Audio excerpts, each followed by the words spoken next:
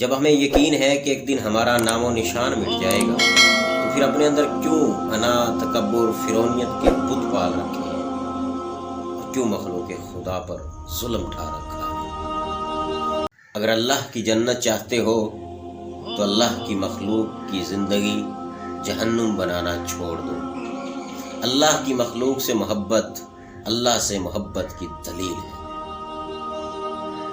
اللہ کی تقسیم پر راضی نہ ہونے کا نام ہی تو حسد ہے، اور اللہ کے دیے ہوئے میں سے کچھ بانٹ دینے کا نام ہی تو شکر ہے، اور کم میں سے کسی کو کچھ دے دینے کا نام ہی سخاوت ہے، اور سخی اللہ کا دوست ہے۔